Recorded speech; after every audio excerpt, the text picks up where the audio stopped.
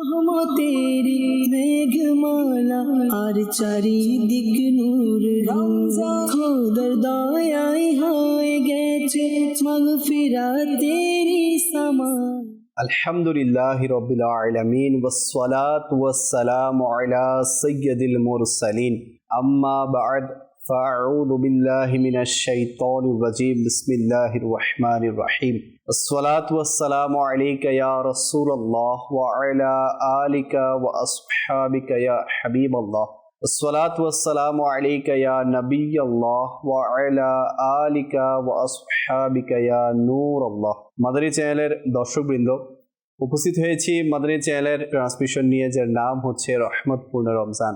দূরে কিংবা কাছে, দেশে কিংবা প্রবেশে, যে যেখান থেকে আমাদের এই অনুষ্ঠানের সাথে যুক্ত হয়েছেন, আপনাদের সবাইকে জানাচ্ছি আমাদের এই অনুষ্ঠানের পক্ষ থেকে অসংখ্য শুভেচ্ছা এবং অভিনন্দন। আল্লাহ করিম আমাদের এই রমজানের রোজা, সাহারি, ইফতারি, ইবাদত, রিয়াজত, জিকির, আসকার, তারাবির নামাজ ওনার বারগাহে কবুল করুক, আমিন। আসুন, যেহেতু অনুষ্ঠান শুরু হয়েছে, দরুদে পাকের একটি ফজিলত শুনে নেই। প্রিয় নবী রাসূল আরবি হুজুর পুন্নূর সাল্লাল্লাহু আলাইহি ওয়াসাল্লাম ইরশাদ করেন, যে ব্যক্তি আমার উপর একবার দরুদে পাক পাঠ করলো, আল্লাহ তাআলা তার উপর 10টি রহমত নাজিল করবেন, তার 10টি গুনাহকে মাফ করে দিবেন, তার 10টি মর্যাদাকে আল্লাহ পাক বৃদ্ধি করে দিবেন। তো আমাদের উচিত, মাহে রমজান চলছে, মাহে রমজানে তো এমনিতেই একটি নেকির সওয়াবকে 70 গুণ, 700 গুণ, আরও অনেক গুণ বাড়িয়ে দেয়া হয়। তো আমরা যদি চাই এই মাহে রমজানে নিজের টাইমকে ইবাদতের মাধ্যমে কাটাই, নিজের সময়কে আল্লাহ পাকের জিকির, আসকার, প্রিয় নবীর উপর দরুদে পাকের মধ্যে কাটাই, তাহলে আমাদের সাথে একটি ডিজিটাল কাউন্টার থাকা উচিত, যেটার মাধ্যমে আমরা বেশি থেকে বেশি পরিমাণে দরুদ পড়তে পারি, বেশি থেকে বেশি পরিমাণে আল্লাহ পাকের জিকির করতে পারি। আল্লাহ পাক আমাদের সবাইকে তৌফিক দান করুক। আসুন, যারাই আমরা এখন অনুষ্ঠান দেখছি, সবাই মহব্বত নিয়ে একবার আমার নবীর উপর দরুদে পাক পাঠ করি।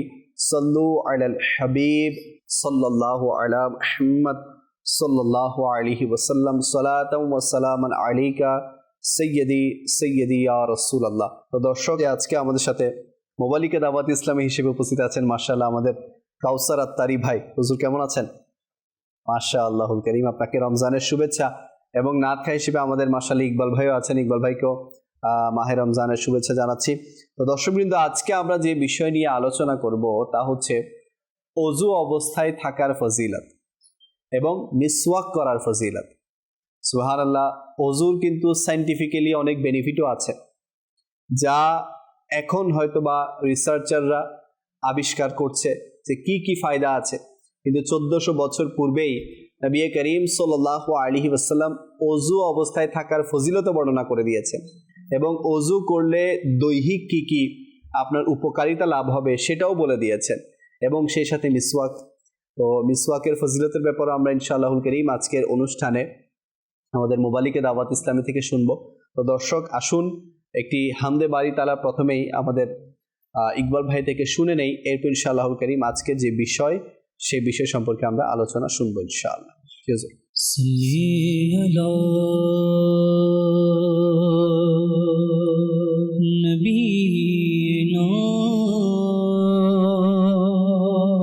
সাল্লি আলা মুহাম্মাদি সাল্লি আলা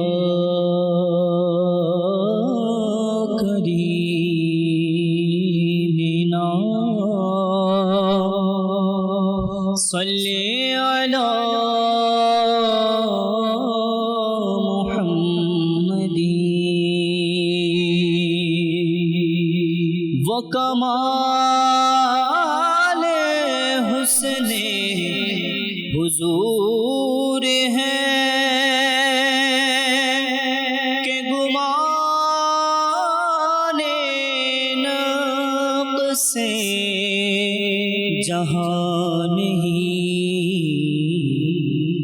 वो कमाल हुस्न हुजूर है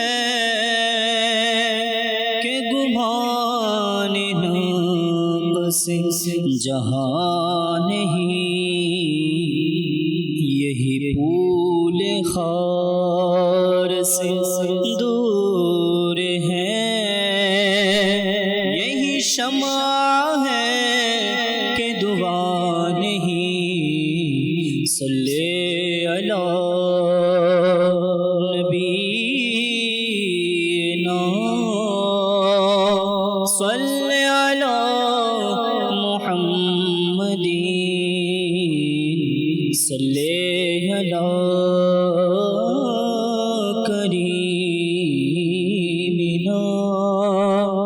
सल्ले अला मुहम्मदिन। देखते चाहे हृदय तुम्हें सुबहानाहु करे शोभे जिकिर अल्लाह अल्लाह। देखते चाहे हृदय तुम्हें सुबहानाहु करे शोभे जिकिर अल्लाह अल्लाह। भूलिनी भूलबो ना खुदा तुम्हें कबू भूलिनी भूलबो ना खुदा तुम्हें कबू मने प्राणे खुदा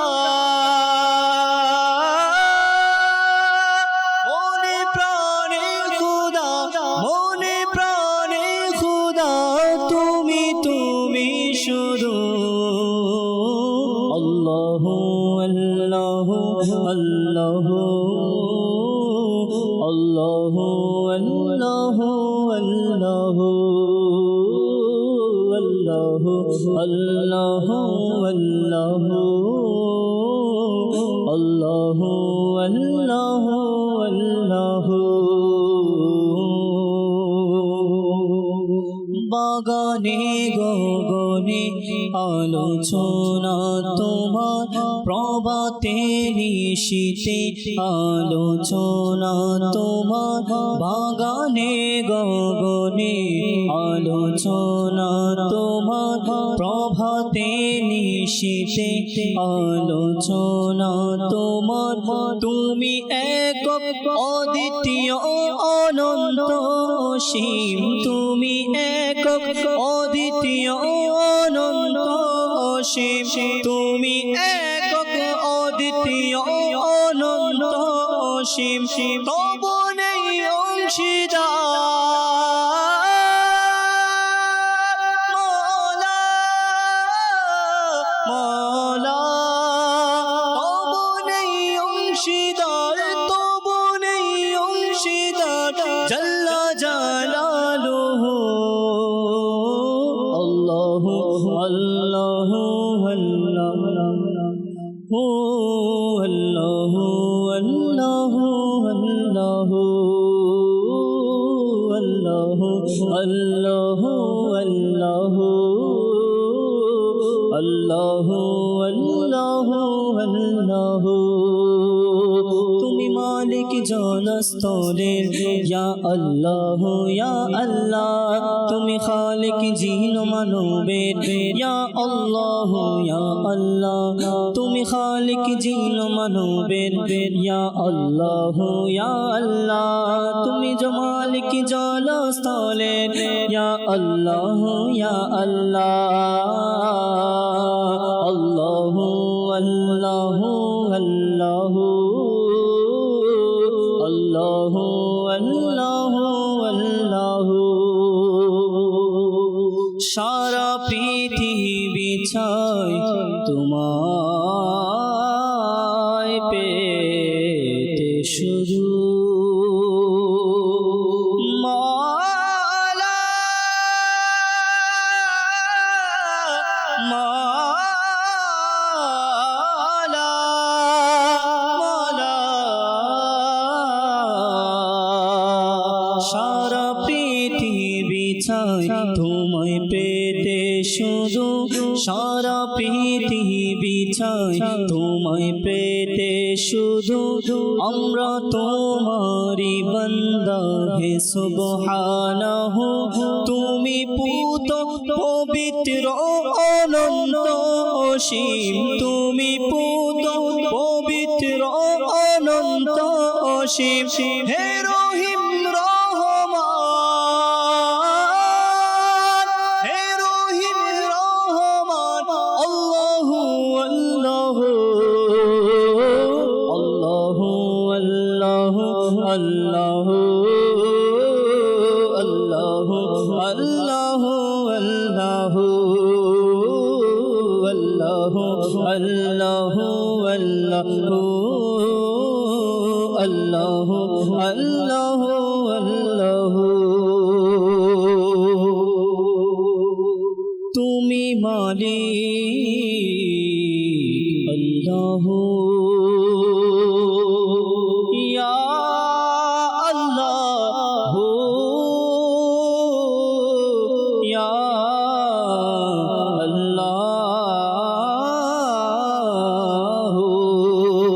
वही रब है जिसने तुझको हम तन करम बनाया वही रब है जिसने तुझको हम तन करम बनाया हम तन करम बनाया हमें भीख मांगने को हमें भीख मांगने को तेरा रास्ता बताया मौला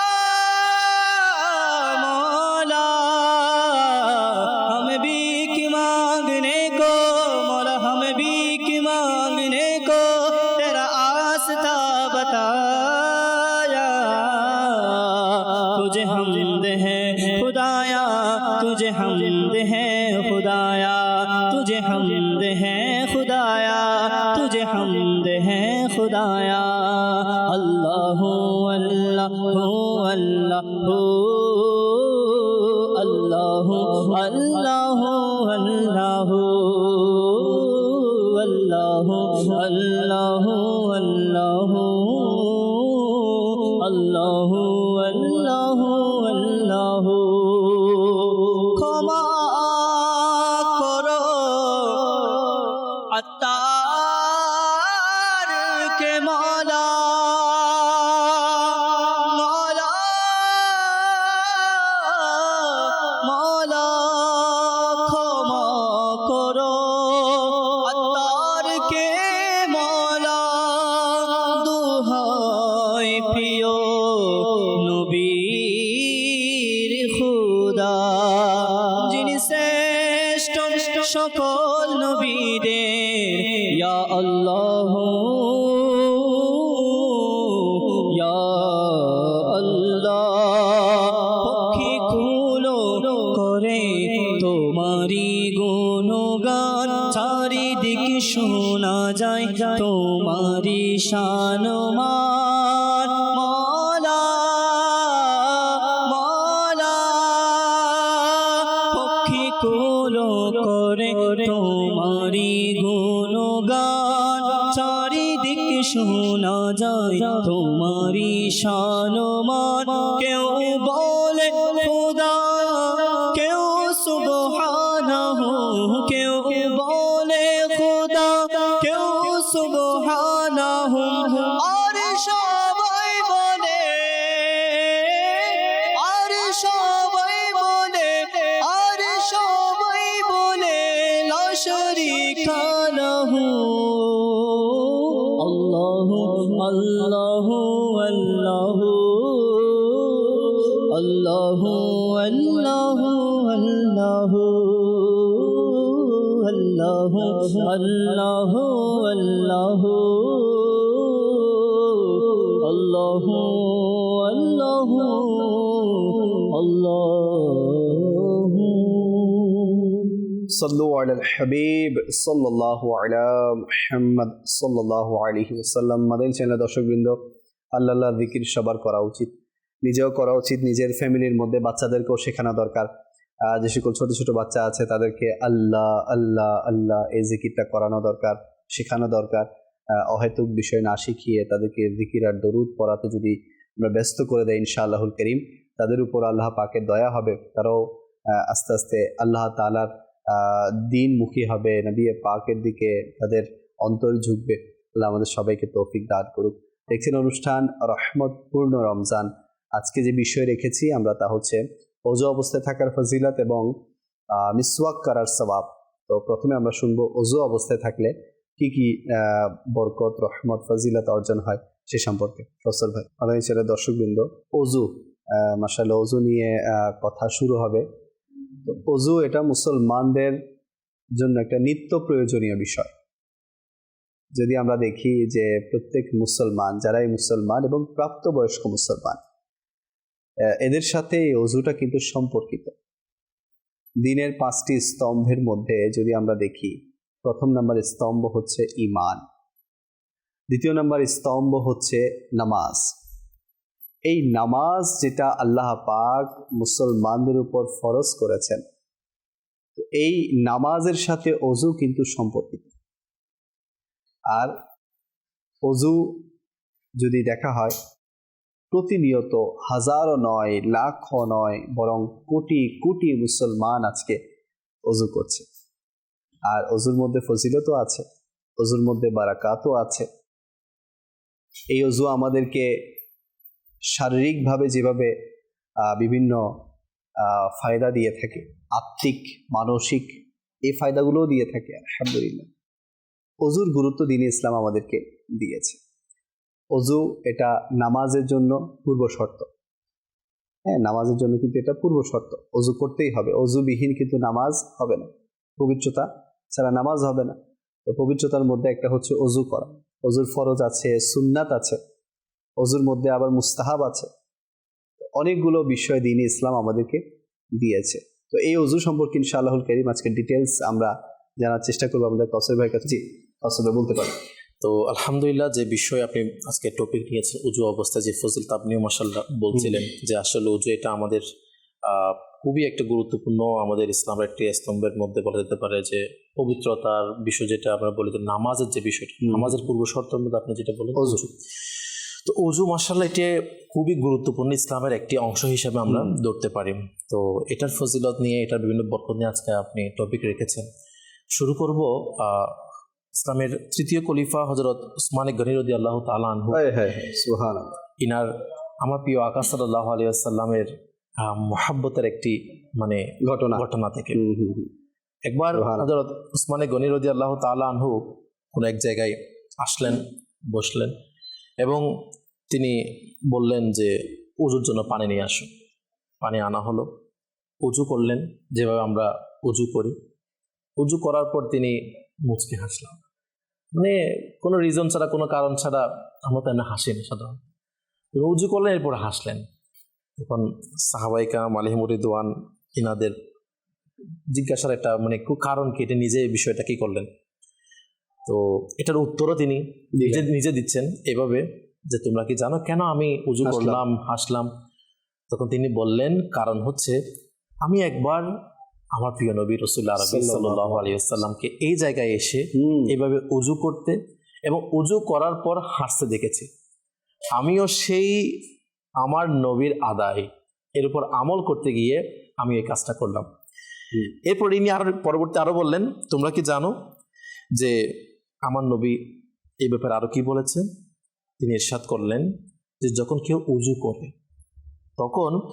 উজু করে তখন সে হাত ধোয়। এই হাত ধোয়ার সময় আল্লাহ পাক তার হাতের গুনাহকে ক্ষমা করে দেয়। আল্লাহু আকবার। কেউ উজু করার সময় নাকে পানি দেয়, মুখমণ্ডল ধৌত করে, আল্লাহ পাক তার মুখের সে গুনাহগুলোকে মাফ করে দেয়। এভাবে কেউ উজু করার সময় পা ধৌত করে, আল্লাহ পাক তার পায়ের গুনাহগুলোকে মাফ করে দেয়। জি জি। উজু করার সময় কেউ মাথা মাসাহে করে, আল্লাহ পাক তার কি এভাবে তার শরীরের যে অঙ্গ প্রত্যঙ্গের গুনাহগুলা আল্লাহ পাক সেগুলোকে মাফ করে দেয়। এই জন্যই কাউসাবে ওলামায়ে কেরাম এটা বর্ণনা করেন যে অজুর পানি নিয়ে, অর্থাৎ অজুর শরীর থেকে যে অজুর পানিটা পড়ে, এটা নিয়ে মসজিদে যাওয়া নিষেধ করা হয়েছে। এই জন্য যে অজুর ফোঁটার সাথে তো আমার গুনাহ ঝরছে, যেগুলো নিয়ে আমি কিভাবে মসজিদে যাব। এই জন্য অজু করে কিন্তু পুরোপুরি আপনার মুছে এরপর মসজিদে প্রবেশ করা উচিত। এই ঘটনা থেকে হুজুর অনেকগুলো বিষয় আমরা পরিলক্ষ্য হয়। তার মধ্যে এক নম্বর একটা বিষয় হচ্ছে সাহাবায়ে কেরাম আলাইহিমুর রিদওয়ানদের মাঝে আমার নবী যাই করতেন তার প্রতি চোখ বন্ধ করে আমার নবী করেছে, সে কাজটা আমিও করব। সুবহানাল্লাহ, সুবহানাল্লাহ। মানে কোনো কাজ, আবু দারদা রাদিয়াল্লাহু তাআলা আনহুর এই ঘটনা, ওনাকে ওনার আম্মাজান যখন জিজ্ঞেস করতেন, মানে উনি সবসময় হাসতেন, সবসময় মুচকে হাসতেন। তো উম্মে দারদা, ওনার আম্মাজান উম্মে দারদা, উনি বলতেন যে হে দারদা তুমি হাসতেছো কেন? অকারণে হাসতেছো, শুধু শুধু হাসতেছো, এটার কারণ কি? অকারণে কি মানুষ হাসে নাকি?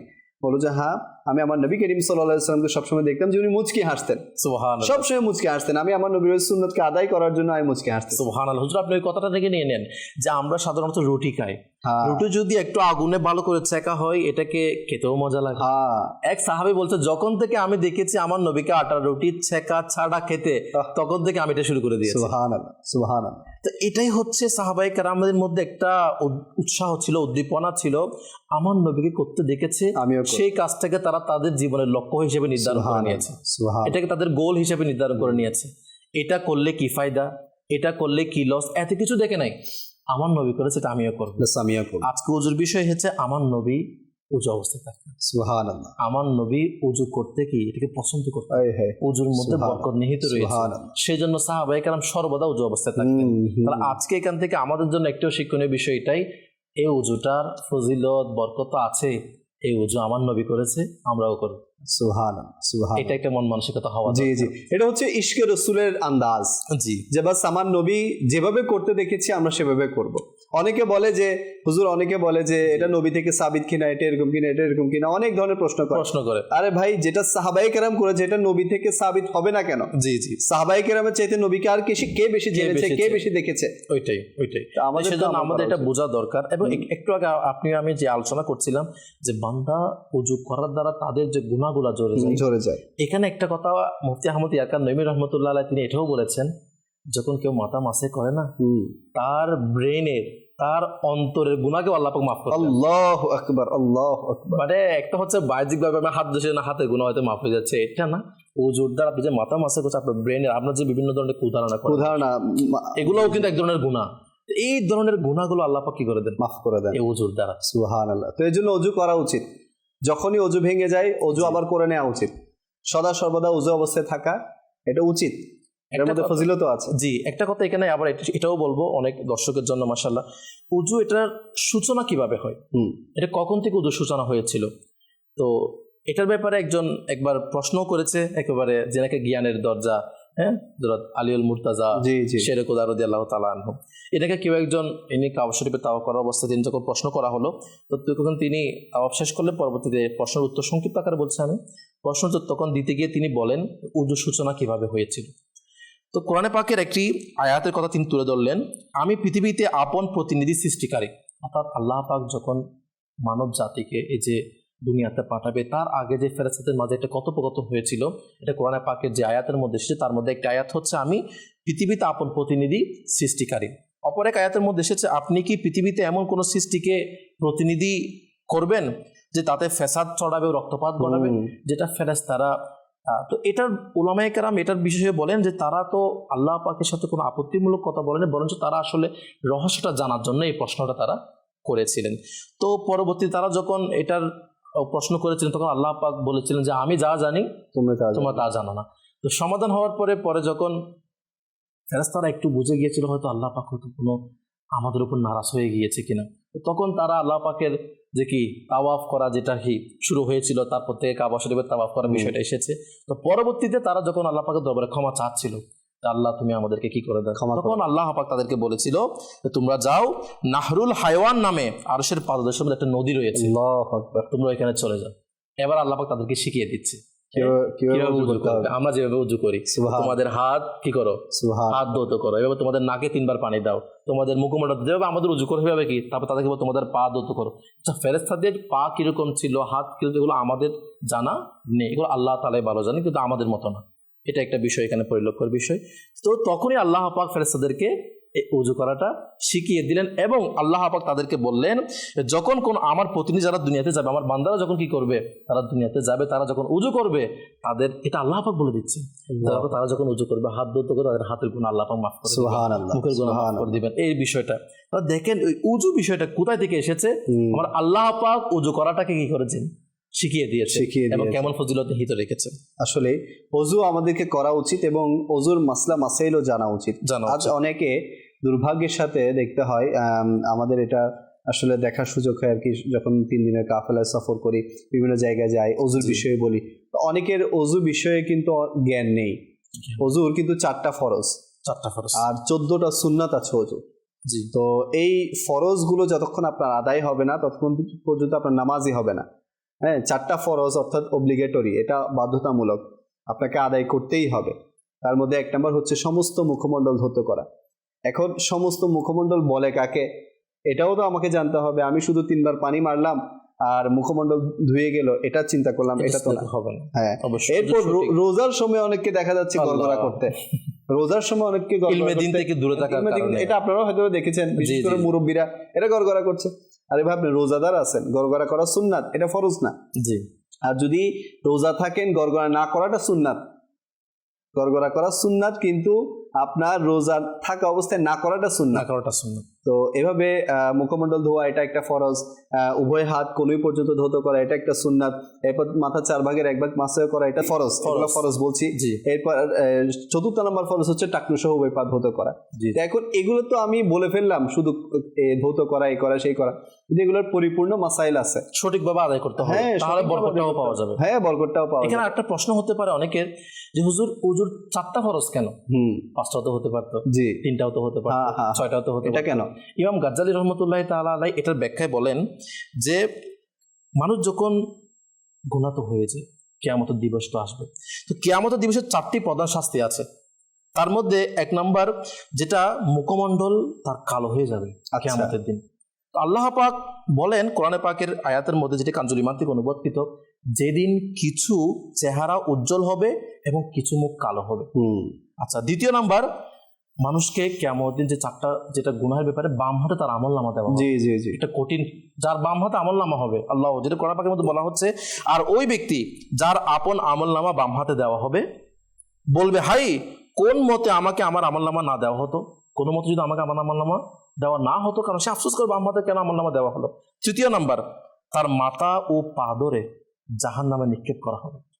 যে কোরআন পাকের মধ্যে বলা হচ্ছে, অপরাধীগণকে তাদের চেহারা দ্বারাই চেনা যাবে, সুতরাং মাথা ও পা ধরে জাহান্নামে নিক্ষেপ করা হবে। এই 4টি কিয়ামতের দিনের শাস্তির কথা আল্লাহ তাআলা আমাদের সকলকে হেফাজত করুন। মাশাআল্লাহ, যারা উজু করে, আর উজুর আপনি যে বলেন 4টি ফরজের উপর আমল করে, তাহলে আপনি একটা ফরজের মধ্যে বললেন কি, তার মুখমণ্ডল, সমস্ত মুখমণ্ডল ধৌত করা। আল্লাহ পাকের দয়া, যারা উজু অবস্থায় থাকবে, উজুর ফজিলতের উপর আমল করে উজুর অভ্যস্ত হয়ে উঠবে, 5 ওয়াক্ত নামাজ পড়বে, উজু করবে, উজু অবস্থায় সর্বদা থাকার চেষ্টা করবে, আর সে মুখমণ্ডল ধৌত করবে, এর কারণে আল্লাহ পাক কঠিন কিয়ামতের দিন তার চেহারা কালো নয়, বরঞ্চ উজ্জ্বল করে দেবে, সুবহানাল্লাহ, নূরানি করে দেবে। ঠিক এইভাবে করে, যে যারা উজুর মধ্যে ফরজ একটি কি হাতের যে উভয় হাত কনুই সহ দোয়া করা, বাম হাতে যার আমলনামা যাবে, নাউজুবিল্লাহ, সে জাহান্নামের দিকে চলে যাবে। আর যারা উজু করবে, 2 হাতকে ধৌত করবে, আল্লাহ পাকের দয়া তার ডান হাতের মধ্যে আমলনামা দেওয়া হবে। সুবহানাল্লাহ, সুবহানাল্লাহ। যার ডান হাতে আমলনামা দেওয়া হবে, তার চেয়ে বড় সৌভাগ্যবান আর কে রয়েছে? জি, ঠিক এইভাবে করে যারা মাথায় মাসে করবে, হ্যাঁ, আল্লাহ পাকের দয়া তাদের মাথার ধরে জাহান্নামে নয়, বরং তাদের মাথার মধ্যে জান্নাতের মুকুট পরিধান করা হবে। সুবহানাল্লাহ, সুবহানাল্লাহ। আসলে যে এইভাবে বলতে গেলে উজুর যে 4টি ফরজের বরকত, এটাই হচ্ছে কি, যে আমরা একটা কথা, উজুর যে বরকত নিহিত রয়েছে না, তা বান্দার দুনিয়াও এবং আখিরাতে কামিয়াবের জন্য যথেষ্ট। জি জি জি, ওযুর তো অনেক সায়েন্টিফিক্যালিও অনেক বেনিফিট আছে। আমরা তো, আপনি যেটা বলছেন যে 4টা যে ফরজগুলো আদায় করলে এই যে কিয়ামতের এই মহা বিপদ থেকে আমরা বাঁচতে পারবো। কিয়ামত তো অনেক পরের বিষয়, কিন্তু দুনিয়াতেই আল্লাহ পাক ওযুর অনেক ফায়দা আমাদের জন্য রেখেছেন, অনেক সায়েন্টিফিক্যালি বেনিফিট আমাদের জন্য রেখেছেন। হুজুর, এই বিষয়ে যদি বলতে যাই, এক ব্যক্তির বর্ণনা, সে বলে, আমি বেলজিয়ামের কোন এক বিশ্ববিদ্যালয়ের এক অমুসলিম শিক্ষার্থীকে ইসলামের দাওয়াত দিয়েছিলাম। জি, সে জিজ্ঞাসা করলো উজুর মধ্যে কি কি বৈজ্ঞানিক উপকারিতা রয়েছে। তো পরবর্তীতে আর এই কথাগুলো শুনে নি বলে আমি নির্বাক হয়ে যাই। তাকে একজন আলিমের নিকট নিয়ে গেলাম, কিন্তু তার কাছে এর কোনো জ্ঞান ছিল না। অবশেষে বিজ্ঞানের জ্ঞান রাখেন এমন এক ব্যক্তিকে যখন তার উজুর যথেষ্ট সৌন্দর্য বর্ণনা করলাম, তখন তিনি যা বলল, তার সে কথাগুলো শুনে তার হুশ মানে কি, জি জি, সে বলল যে গর্দান এটা মাসেহ করার রহস্য বর্ণনা করতে গিয়ে তিনি অপরাগ হলেন, এবং প্রথমে আলিমটা তিনি পারে নাই, পরে যখন আলিমের পর্যায়ে বৈজ্ঞানিকের কাছে গেল, তো মুসলিম ছিল, সে বলল যে আমাদের প্রফেসর লেকচারের মাঝখানে বলেছিলেন, যদি গর্দানের পৃষ্ঠদেশ ও দুপাশে যে আমরা কি করি, এই যে একটা দৈনিক যদি কয়েক ফুট এখানে যদি পানি ফেলা হয়, তাহলে এখানে যেই আপনার দূষিত মজ্জা রয়েছে, এই দূষিত মজ্জা সংক্রমণ থেকে কি হওয়া যায়, বাঁচা যায়, হিফাজত হয়ে থাকে। তো এনারা বৈজ্ঞানিকরা বলেছে কি 2 ফোঁটা পানির ব্যাপারে, যেখানে 2 ফোঁটা পানি দেওয়া হয় রেগুলার, তো আল্লাহ পাকের দয়া ইনি যখন এই মাসে করার এবং গার মাসে করার বিষয়টা শুনলেন, তখন তিনি বললেন তাহলে এটা তো আপনাদের অটোমেটিকলি কি হয়ে যাচ্ছে, আপনাদের আমলই হয়ে যাচ্ছে, 5 বার কয়েক ফোঁটা আপনার এখানের মধ্যে কি আমলই হয়ে যাচ্ছে। তাহলে বোঝা গেল আপনাদের এই যে ঘাড়ের যে রোগের, এটা কি আল্লাহ পাকের দয়া ওযুর মাধ্যমে আপনাদের কি সুবহানাল্লাহ। এবং এই ঘটনার মধ্যে এটাও রয়েছে, এই ঘটনাগুলো আসলে এরকম একটি ঘটনা রয়েছে এরকম ধরনের যে ও মুসলিম ব্যক্তি মুসলমান হয়ে গেল। আসলে হুজুর আল্লাহ তাআলা দ্বীনের প্রত্যেকটা বিষয়ের মধ্যে আমাদের জন্য উপকারিতা রেখেছে, প্রত্যেকটা বিষয়ের মধ্যে। তো এইভাবে ওযুর মধ্যে আমাদের জন্য উপকারিতাই আর উপকারিতা। আপনি যারা চান যে চেহারা উজ্জ্বল হোক, অনেকে অনেক ধরনের ক্রিম ইউজ করে, জি হ্যাঁ, এরপর অনেক কিছু ইউজ করে। তো দেখেন যারা 5 ওয়াক্ত নামাজি তারা 5 বার ওযু করার কারণে তাদের চেহারায় অন্যরকম একটা কি থাকে, উজ্জ্বলতা থাকে। তো এটা তার অনুভব হয় এবং 5 বার আপনার মুখ ধোয়ার কারণে, হাত ধোয়ার কারণে আপনার যত ধরনের ময়লা আছে এটা দূর হয়ে যাচ্ছে। এবং আরেকটা বিষয় কি, জার্মানির একটা সেমিনারের মধ্যে একটা এই ধরনের সেমিনার রাখা হয়েছিল যে কোনো ওষুধ ছাড়া কিভাবে মানসিক ব্যক্তিদেরকে কি করানো যায়, আচ্ছা, ট্রিটমেন্ট করা যায়, মানে ওষুধ খাওয়া কিভাবে অন্য কোনো ওয়েতে ট্রিটমেন্ট করা যায়। তো ওইখানের মধ্যে একটা বিষয় উঠে এসেছে, এই ধরনের একজন ব্যক্তি তুলে ধরলেন যে আসলে যদি আমরা এই মানুষগুলাকে যদি করেন কিছু কিছু সময় তাদেরকে যদি কি করি, তাদের হাত পা মাথা দৌত করাই, তাহলে আমি এটা পেয়েছি যে কি তাদের মানসিক বিষয়টা কি হবে, দূর হয়ে যাবে। তো ইনি বললেন যে আমি এটা মুসলমানদের মধ্যে দেখেছি, ওরা বেদুমি ছিল বিশেষ করে ওখানে ওয়েস্টার্ন কান্ট্রির মধ্যে। তো বললাম আমি এটা কাদের মধ্যে দেখেছি, মুসলমানদের মধ্যে। তারা নামাজের মধ্যে নামাজের আগে কি করে উজু, তারা 5 বার কি করে তাদের হাত পা দোত এগুলা দৌত করে থাকে, যার কারণে তাদের এই মুসলমানদের মধ্যে এই মানসিক ডিপ্রেশনের অসুখ এটাও আমি কম দেখেছি। জি জি জি। তো ওযু করা উচিত। ওযু শুধু 5 ওয়াক্ত নামাজের জন্য না, সবসময় ওযু অবস্থায় থাকা উচিত। সবসময় ওযু অবস্থায় থাকার ফজিলত দ্বীন ইসলাম আমাদেরকে বয়ান করেছে, ইনশাআল্লাহ সেটাও শুনবো। তো সবসময় ওযু করা উচিত, ওযু ভেঙে গেলে আবার করে ফেলা উচিত। ওযু অবস্থায় ঘুমানোর কিন্তু অনেক সওয়াব আছে। জি জি, ইনশাআল্লাহ হুজুর এটা আমরা শোনার চেষ্টা করব। তো দর্শকবৃন্দ, প্রথমত ওযুর মাসলা মাসাইল আমরা শিখি। অনেক মুসলমান দুর্ভাগ্যের সাথে বলতে হয় যে ওযুর মাসলা মাসাইল জানে না। অনেকে ওযুর নিজেই মনে করে নেয় যে মানে এই কারণে মনে হয় ওযু ভেঙে গেছে। আচ্ছা, অনেকে মনে করে যে মানে আমার গায়ের উপর কোনো পাখি একটা উড়ে যাচ্ছে, বৃষ্টিটা পড়ছে, ওযু ভেঙে গেছে, আরে কারো চেহারা দেখেছে ওযু ভেঙে গেছে। আচ্ছা, অনেকে হাঁটুর কাপড় একটু সরে গেলে মনে করে যে ওযু ভেঙে গেছে। আগেকার যুগে এটাই প্রচলিত ছিল। তো আসলে দ্বীন ইসলাম আমাদেরকে অনেক সহজ করেছে এবং ওযুর অনেক মাসলা মাসাইল আমরা এখনো হয়তোবা অনেকে জানি না। নামাজের আহকাম একটি বই দাওয়াত ইসলামী প্রকাশ করেছে, হুজুর যদি দেখি, যেটা থেকে আমি আসলে এই বিষয়গুলো বয়ান করছে, ক্যামেরাম্যানকে বলবো যে এটা একটু আপনারা দেখাবেন। তো এই যে নামাজের আহকাম, এই বইটা আপনারা আমাদের www.dawatislami.net এটাতেও পেয়ে যাবেন এবং ইবুক লাইব্রেরি নামে দাওয়াত ইসলামের একটি নিজস্ব অ্যাপস আছে, এখন আপনারা পেয়ে যাবেন। এখানে একেবারে নামাজের পুঙ্খানুপুঙ্খ যত বিষয়গুলো আছে সেখানে বর্ণনা করা হয়েছে। তো ওযুর মাসলা মাসাইলগুলো শেখা উচিত, নিজের ফ্যামিলি মেম্বারদেরকেও শেখানো উচিত। এখনো পর্যন্ত অনেক মুসলমানদের মাঝে ওযু নিয়ে অনেক অজ্ঞতা আছে, ইলমে দ্বীনের অভাব আছে, আমি দেখেছি। তো এগুলো শেখা দরকার। ওযু আপনি নামাজের মধ্যে শান্তি তখনই পাবেন, নামাজের স্বাদ তখনই আপনার অনুভব হবে যখন আপনি ওযুকে পরিপূর্ণভাবে করবেন। হুজুর, জি, ওযুকে পরিপূর্ণভাবে করতে হবে। ওযুকে যদি পরিপূর্ণভাবে করা না হয় তাহলে এটার যেটা আমরা এত ফজিলত বলছি, এত বরকত অর্জন হবে না, তো অর্জন হবে। জি জি। যেমন যেভাবে করে আপনার এখানে আমরা বিভিন্ন ওযুর কথা ফজিলত বলছেন, আপনি যেটা ওযু বিজ্ঞানের কথা বলেন, ডাক্তার চিকিৎসার কথা বললেন, এক হৃদরোগ বিশেষজ্ঞ ডাক্তার তিনি খুবই জোর দিয়ে বলেছেন এটা, যে বললেন যে উচ্চ রক্তচাপ আক্রান্ত রোগী, সব হাই ব্লাড প্রেশার, এটা অনেকের হঠাৎ হয়ে যায়, এরকম বলা হচ্ছে। ইনি বলেন যে সাথে সাথে তাকে আপনি উযু করিয়ে দিন। সুবহানাল্লাহ, হাই ব্লাড প্রেশার যাদের, হ্যাঁ, সাথে আপনি কি করে দিন, উযু করে দিন। তারপর ব্লাড প্রেশার তাকে পরীক্ষা করুন, উযু করার পর আবার কি করুন, আপনি পরীক্ষা করে দেখেন, তাহলে অবশ্যই আপনি চেঞ্জিং দেখতে পাবেন। এটা একজন অভিজ্ঞ ডাক্তার এটা কথা।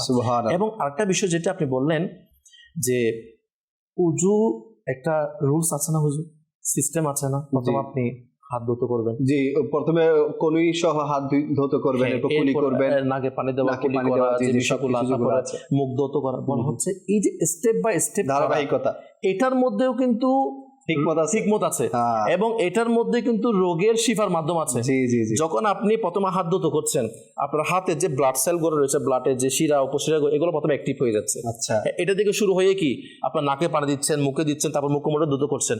ডাক্তাররা বিশ্লেষণ করে বলছে যদি এটার কেউ বিপরীত করে, আগে যদি কেউ মুখমণ্ডল ধুয়ে ফেলে, মাথা মাসাজ করে, তাহলে এখানে তার শিফার বদলে উল্টা আচ্ছা রিঅ্যাকশন হওয়ার সম্ভাবনা আছে বলা হচ্ছে। এটা নামাজের হাকার মধ্যে আপনার কিতাবের মধ্যে পেয়ে যাবে। আল্লাহু আকবার। কিন্তু উল্টা বিপরীত গুলো এটা আবার সম্ভাবনা আছে কি উল্টা রিঅ্যাকশন হবে। আচ্ছা, তাহলে এখানে যেটা আপনি বললেন যে নিয়ম কানুন যদি আমরা সঠিকভাবে যদি না করি তাহলে আসলে জি জি, অজুর 14টা সুন্নতের মধ্যে একটা সুন্নত আছে যে অজুর যে ধারাবাহিকতা আছে এগুলো বজায় রাখা সুন্নত। সুবহানাল্লাহ, সুন্নতের মধ্যে বড়। জি জি জি জি। তো আমার হুজুর যেটা বলেছেন যে অজুর যে একটা সিরিয়াল আছে, মানে কোনটার পর কোনটা করতে হবে, এটা যদি না করা হয় তো ফায়দার চাইতে আবার ক্ষতিও হতে পারে। তো এই জন্য দ্বীন ইসলাম আমাদেরকে প্রত্যেকটা কাজে বরকত দিয়ে দিয়েছেন, প্রত্যেকটা কাজে আমাদের জন্য ফায়দা রেখেছেন। তো আমরা ইসলামকে জানি, ইসলামকে জেনে এরপর মানার চেষ্টা করি। আমরা অনেক সময় ইসলামকে না জেনেই মানার চেষ্টা করি, ফলো করার চেষ্টা করি। এখানে ফজিলত আরেকটা আছে, যারা ধারাবাহিক নিয়ম মেনে কি উজু করবে, আল্লাহ পাকের দয়া তাদের অর্ধাঙ্গ রোগ দূর হয়ে যাবে। অর্ধাঙ্গ রোগ? হ্যাঁ, আচ্ছা, যেটা কি দূর হওয়ার কি মাধ্যম বলা হয়েছে। আল্লাহু আকবার, সুবহানাল্লাহ। আল্লাহ আমাদের সবাইকে আমল করার তৌফিক দান করুক। দর্শকবৃন্দ, ইনশাআল্লাহ আলোচনা তো আরো হবে। আজকে মিসওয়াক করার ফজিলতও জানবো ইনশাআল্লাহুল কারীম, আর ওযু অবস্থায় থাকার ফজিলত তো আরো অনেক রয়ে গেছে ইনশাআল্লাহ, এটাও বলাই হয় নাই। জি, শুনবো ইনশাআল্লাহ। তো নাতে মুস্তাফা হয়ে যাক একটা ইকবাল ভাই, এরপর ইনশাআল্লাহ আমরা আপনাদের কল নিব, আমাদের প্যাকেজও আছে, প্যাকেজও ইনশাআল্লাহ শামিল করব। জি হুজুর।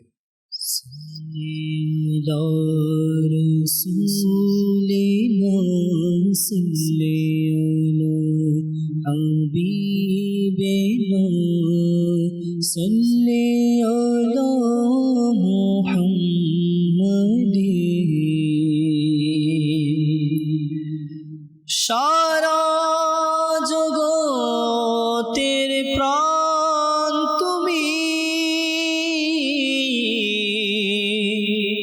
আমরা মেনে নিয়েছি। সারা জগতের প্রাণ তুমি, আমরা মেনে নিয়েছি।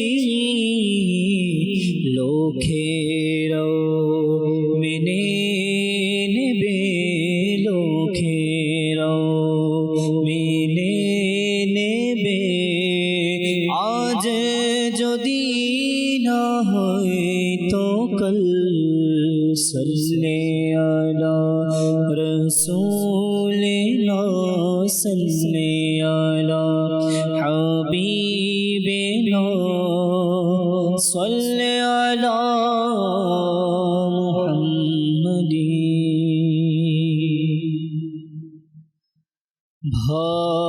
ভালোবাসা সুধা মোরে রাসূল, ভালোবাসার সুধা মোরে রাসূল, তোমার দিওয়ানা মোরে বানা রাসূল, তোমারি দিওয়ানা মোরে বানা রাসূল। সুপ্রসন্ন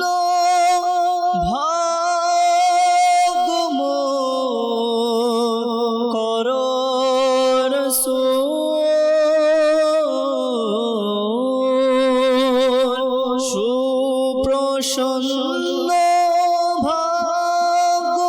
ভাগমোর কর রাসূল, নূরানী চেহারা তোমার দেখা রাসূল, নূরানী চেহারা তোমার দেখা রাসূল। জীবনে হবে কি তোমার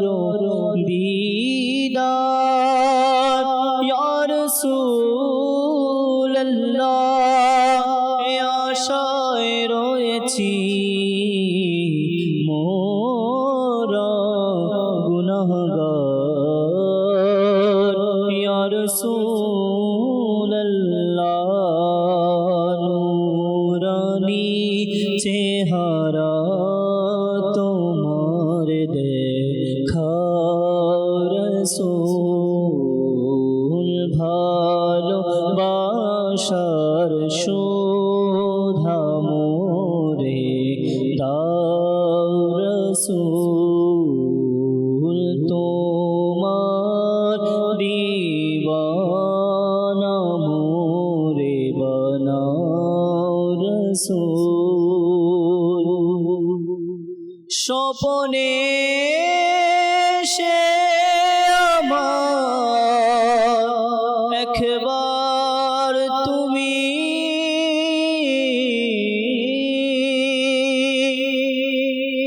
স্বপনে সে আমার একবার তুমি দিদারের সুধা আমারে দাও রসূল দিদারের সুধা আমারে দাও রসূল যখন হবে তোমার দিদার তখনই হবে আমার স্বপ্নে সোনা মদনী মদিনে ওয়ালে দিদারের শোধা আমারে দাও রসূল দিদারের শোধা আমারে দাও রসূল ভালোবাসার শোধা মোরে দাও রসূল তোমারি দিওয়ানা মোরে বানাও রসূল গুনাহের রোগী এলো ধারে তোমার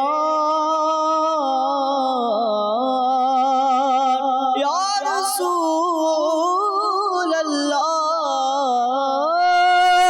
ইয়া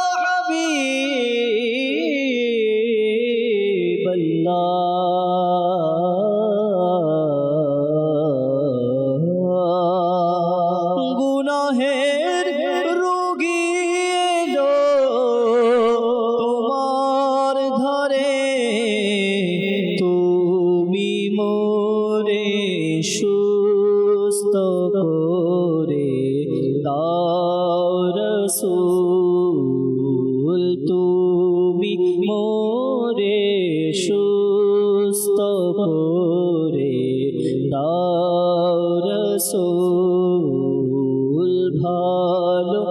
ভালোবাসার শোধা মোরে দাও রসূল তোমারি দিওয়ানা মোরে বানাও রসূল সারা জীবন যেন তোমার গুণ গায়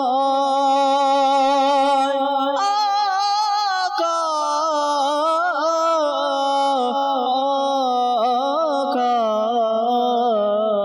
মদনী মদিনে वाले আকা সারা জীবন যেন তোমার গুণ গায় সব বাধা মোর দূর করে দাও হে রসূল সব বাধা মোর দূর করে দাও হে রসূল আশার সুধা মোরে দাও রসূল তোমারি দিওয়ানা মোরে বানাও রসূল নির্জনাধা ঘোর হবে আলোকিত নির্জনাধা ঘোর হবে আলোকিত যদি এসে মুস্কি হাসি দাও রসূল যদি এসে মুস্কি হাসি দাও রসূল ভালোবাসার শোধা মোরে দাও রসূল তোমারি দিওয়ানা মোরে বানাও রসূল। মাশাআল্লাহ, মারহাবা, সুবহানাল্লাহ। আল্লাহ পাক ইকবাল ভাইকে আরো বরকত দান করুক। দর্শক অনেকে যুক্ত হয়েছেন কলের মাধ্যমে, আসুন কিছু কল অনুষ্ঠানে আমরা শামিল করি। জি, আমি একটি নাচ শুনতে চাই, মদিনা যাওয়ার দোলাই ইজাজত। নাচ শুনতে চেয়েছেন, ইনশাআল্লাহ আমাদের সাথেই থাকবেন, আমরা কিছুক্ষণ পর আপনার এই কালামটি শোনানোর চেষ্টা করব। জি, পরবর্তী। আমার নাম আফজল হোসেন। আপনাদের অনুষ্ঠানটা এত ভালো লাগে, আমি এই অনুষ্ঠানটা নিয়মিত দেখি, সুন্দর লাগে। এই চ্যানেলগুলো আমার এত ভালো লাগে, এই চ্যানেলটা দিয়ে রাখা এমন চলছে সেগুলা সবাইকে বলি, আমি সব কিছু ভালো লাগে। আমার জন্য দোয়া করেন, দোয়া করি আপনার আল্লাহ ইজাজত করুক। মাশাআল্লাহুল কারীম, আপনি দেখেন চ্যানেল এবং অন্যকেও দেখার দাওয়াত দেন। আল্লাহ পাক আপনার এবং আপনার পরিবারের উপর খাস রহমত নাযিল করুন। পরবর্তী কল। আমার নাম মোহাম্মদ আব্দুল হাকিম। আপনাদের চ্যানেলে আমি গজল শুনতে চাচ্ছিলাম, সোনার মদিনা। সোনার মদিনা কালামটি শুনতে চাচ্ছেন, আমাদের সাথেই থাকবেন, আমরা কিছুক্ষণ পর আপনার এই কালামটি শোনানোর চেষ্টা করব। পরবর্তী কল। আমি এখন রহমাতুল্লাহ রমজান অনুষ্ঠানটি দেখতেছি। আপনারা সবাই কেমন আছেন? আমার দোয়া করুন। আলহামদুলিল্লাহ, আমরা সবাই ভালো আছি। আপনি কেমন আছেন? আল্লাহ তাআলা আপনাকে কবুল করুক, মুফতি ইসলাম, মুবাল্লিক ইসলাম হিসেবে কবুল করুক, হাফিজ কোরআন, আলেমে দ্বীন হিসেবে আল্লাহ পাক আপনাকে কবুল করুক। জি, পরবর্তী কল।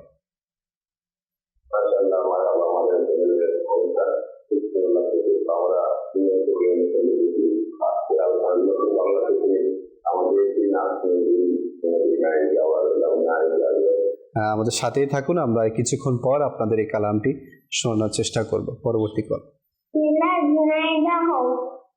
আমি একটি নাচ শুনতে চাই, আমার কাছে দেখে নাও মাদানী মদিনাওয়ালে। মাশাআল্লাহ, আপনিও খুব সুন্দর করেছেন। ইনশাআল্লাহ আমাদের সাথেই থাকবেন, আমরা কিছুক্ষণ পর এই কালামটি শোনানোর চেষ্টা করব। একটি প্যাকেজ আছে, যে প্যাকেজে আমরা জাকির ভাইয়ের মাধ্যমে কিছু উপদেশমূলক কথা শুনে থাকি। আসুন যাই জাকির ভাইয়ের কাছে। চুপ থাকা না, ধৈর্য মানে নিয়ন্ত্রণ। রাগ, কষ্ট, হতাশা সবকিছুর উপর নিজেকে নিয়ন্ত্রণ করা। ধৈর্যশীল মানুষকে আল্লাহ একা ছেড়ে দেন না, আর ধৈর্যশীল ব্যক্তি তার ধৈর্যের ফলাফল দুনিয়াতেও পান, আখেরাতেও পান। কেননা আল্লাহ তাবারক ওয়া তাআলা কোরআনে পাকের সূরা বাকারার 153 নম্বর আয়াতে ইরশাদ করেছেন, আল্লাহ তাবারক ওয়া তাআলা ধৈর্যশীলদের সাথেই আছেন। মাশাআল্লাহ, ধৈর্যের ব্যাপারে খুব সুন্দর মাদানী ফুল দিয়েছেন। আমাদেরকে সবসময় ধৈর্য ধারণ করা উচিত। কোরআনে পাকেও এসেছে, ইন্নাল্লাহা মা'আস সাবিরিন, নিশ্চয়ই আল্লাহ তাআলা ধৈর্যশীলদের সাথেই আছে। তো ধৈর্য ধারণ করা উচিত। মুসিবত আসলে, মুশকিলাত আসলে, পেরেশানি আসলে, যে কোনো সমস্যায় পড়লে ধৈর্য ধারণ করা উচিত। আল্লাহ তাআলা ধৈর্য ধারণকারীদেরকে সওয়াবও দেন এবং এর উত্তম প্রতিদানও দেন। আল্লাহ আমাদেরকে আমল করার তৌফিক দান করুক। আলোচনা চলছিল অজু অবস্থায় থাকার সওয়াব, এই বিষয়ে আরো শুনবো ইনশাআল্লাহ। ব্যাপারে এটার সাথে কিন্তু ওদের সম্পর্ক। আচ্ছা, কি আপনি জানেন কিতাবের মধ্যে আছে, যখন কারো রাগ চলে আসে, রাগকে কন্ট্রোল করতে পারে না, ধৈর্য ধারণ করতে পারে না, তুমি ওই সময় কি উজু করো? হ্যাঁ হ্যাঁ, ধৈর্যের সময়ও মানে রাগের সময়ও ধৈর্য ধারণের সহযোগী হচ্ছে উজু করা। সুবহানাল্লাহ, সুবহানাল্লাহ। রাগ যখন চলে আসে মানুষ কন্ট্রোল করতে পারে না, অনেক গুনাহ করে ফেলে হুজুর। অনেক আজে বাজে কথা বলে ফেলে, খারাপ গুনাহের দরজা খুলে যায় রাগের কারণে। তো বলা হচ্ছে রাগকে কন্ট্রোল করার, ধৈর্য ধারণ করার একটা মাধ্যম বলা হচ্ছে তুমি তাড়াতাড়ি উজু করে নাও। আল্লাহ পাকের দয়া উজু করার মাধ্যমে তোমার রাগকে কি কন্ট্রোলে চলে আসবে। দেখেন উজু করার মাধ্যমে না মানুষের মন মানসিকতা বলেন সবকিছু ফ্রেশ একটা ভাব চলে আসে। আল্লাহ পাকের দয়া যারা 5 ওয়াক্ত নামাজ পড়ে আর নামাজের আগে উজুও করে, নামাজ ছাড়াও যেমনি যাদের উজু সর্বদা উজু অবস্থা থাকার অভ্যস্ত আছে, কিতাবের মধ্যে আছে মুমিনের বৈশিষ্ট্যের মধ্যে উজু করা এবং উজুর হিফাজত করা, এটাও একটা রয়েছে। উজুর হিফাজত করা, তো উজু যেভাবে করার জন্য বলা হয়েছে সেভাবে করা এবং উজু অবস্থায় থাকার চেষ্টা করা, এটা মুমিনের বৈশিষ্ট্য বলা হয়েছে। এটাও আমাদের উচিত যেন আমরা সর্বদা উজু অবস্থায় থাকি একজন মুমিন হিসাবে। আরেকটা কথা বলা চলে লিয়াকত ভাই, সেটা হচ্ছে যে আমরা দোয়া করি আল্লাহ পাকের দরবারে যে আল্লাহ পাক যেন আমাদেরকে জাহান্নামের আগুন থেকে হিফাজত করে। কেনই বা দোয়া করবো না? কেননা আমাদের গুনাহের তো গুনাহের কারণে আমরা তো জাহান্নামে, যে গুনাহ আমরা করছি, নাউজুবিল্লাহ রমজান মাস পেয়েও অনেকে হুজুর গুনাহ ছাড়তে পারে না। আল্লাহ পাক সবাইকে হিফাজত করুন। আমিন। তো সেই জন্য দোয়া করা দরকার, আল্লাহ যেন আমাদেরকে তুমি জাহান্নামের আগুন থেকে বাঁচিয়ে রাখো। আমিন। জাহান্নামের আগুনকে তুমি নিভিয়ে দিও মাওলা, আমাদেরকে তুমি জাহান্নাম থেকে বাঁচিয়ে রাখিও। একটা কথা খেয়াল করবেন আপনি, দুনিয়ার আগুন নিভানোর জন্য কিন্তু আমরা ব্যবহার করি পানি। হ্যাঁ, পানি না থাকলে বালু বা মাটি ব্যবহার করি। উজু করার জন্য কি ব্যবহার করা হয়? পানি ব্যবহার করা হয়, মাটিও ব্যবহার করা হয়। পানি না থাকলে মাটি ব্যবহার করা হয়। তাহলে এই দুইটা জিনিস কেন? প্রশ্ন আসতে পারে, হুজুর কেন আপনি এই দুইটা জিনিস দিয়ে কেন উজু হতে হবে? অন্য কোনো যে উজু হতে পারতো না? এই দুইটা জিনিস এই জন্য, যেরকম দুনিয়ার আগুন নিবানোর জন্য আমরা পানি আর মাটি ব্যবহার করি, ঠিক সেরকম জাহান্নামের আগুন নিবানোর জন্য আল্লাহ পাক এই উজু দিয়েছে। পানি আর মাটির মাধ্যমে যখন আমরা উজু করার মধ্যে অভ্যস্ত হয়ে যাব, আল্লাহ পাক আমাদের জন্য জাহান্নামের আগুনকেও নিভিয়ে দিবেন। সেজন্য আমাদের উচিত হুজুর উজুর অভ্যস্ত হওয়া এবং উজু সবসময় সর্বদা করার মন মানসিকতা তৈরি করা। আপনিও একটা কথা বারবার বলছেন যে সর্বদা উজু। কিতাবের মধ্যে আছে হুজুর নামাজ পড়ার জন্য তো উজু করি, ঠিক আছে, মনে করেন সর্বদা উজু রাখার চেষ্টা করা এবং ঘুমাতে যাচ্ছি সেখানেও উজু করে ঘুমানো।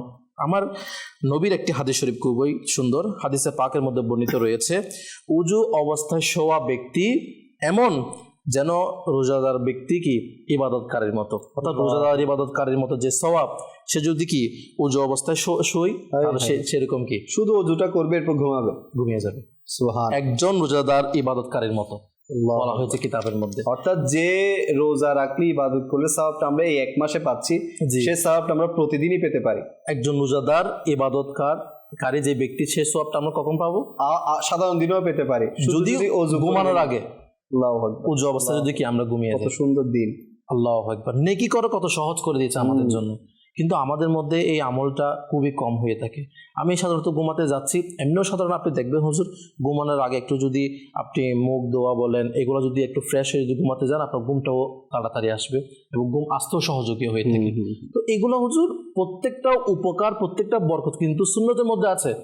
তো আলহামদুলিল্লাহ সুন্নত এটিও যে ঘুমানোর আগে কি করা, মানে উজু করা, এটা কি সুন্নত রয়েছে। তো আলহামদুলিল্লাহ কিতাবের মধ্যে এটা হাদিসে পাক, আমরা যেন ঘুমানোর আগে কি করি, উজু করি। একটা কথা যে উজু অবস্থায় যদি কারো মওত চলে আসে, সুবহানাল্লাহ, একটা কথা, এটা মৃত্যু যে কোনো মুহূর্তে আসবে। আসলে জানি না আমি এখান থেকে ঘরে যেতে পারবো কিনা, আসলে রাস্তায় সফররত অবস্থায় যে কোনো অবস্থার মধ্যে আমার মওত আসতে পারে।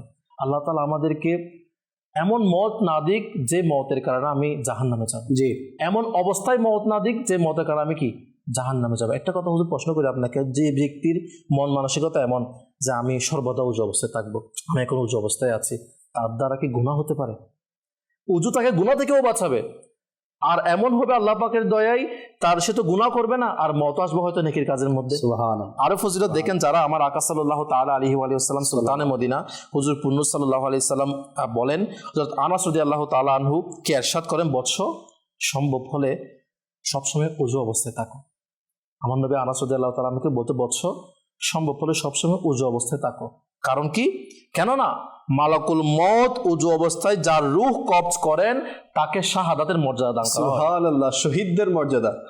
সুবহানাল্লাহ, ইসলামের জন্য যারা শহীদ হয়, আল্লাহু আকবার, যারা শহীদ হয়েছে তাদের মতো সওয়াব যদি আমার আপনার মৃত্যুর সময় উজু অবস্থায় থাকা যায়, এটা কত বড় সওয়াবের বিষয়।